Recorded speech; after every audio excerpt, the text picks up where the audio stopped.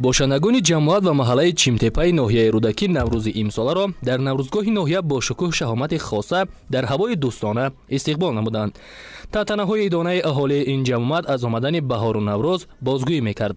дар чорабинии наврӯзии сокинон тибқи анъанаҳои бостонии ниёгон аз нишонаҳои пирӯзии рӯшноӣ бар торикӣ ва гармию нармӣ бар сардию тундӣ, рамзҳои покию озодагӣ, хонҳои гусурдаи ҳафтину ҳафтчин, падидаҳои баҳори нозанин, оғози бедоршавии табиати зинда, мавсими кишт ва корҳои дигари саҳроӣ эҳсос мешуд.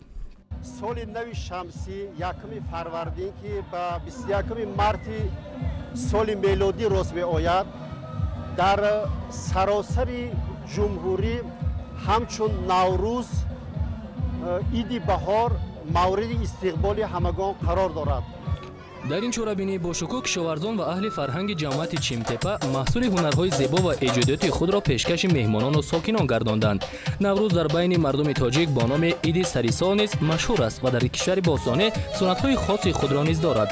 тоҷикон то ба имрӯз дар иди наврӯз либосҳои тозаю сафеду рамзҳои баҳору наврӯздоштаро бавар карда ба истиқболи наврӯз мебароянд.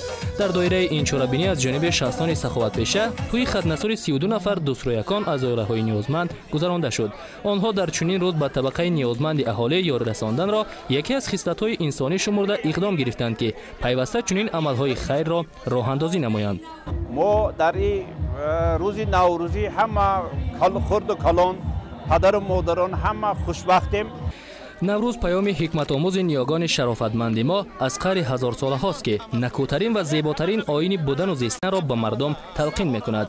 дар сиришти ин ҷашни кӯҳанбунёди аҷдодӣ оромишу осоиш, эҳёву созандагӣ, назму низом дар ҳамаи корҳои зиндагӣ, ваҳдату ягонагӣ, ҳусни тафоҳуму тавозун ва ҳамбастагию ҳамоҳангии инсон ва ҷамъияту табиат таҷассум ёфтааст.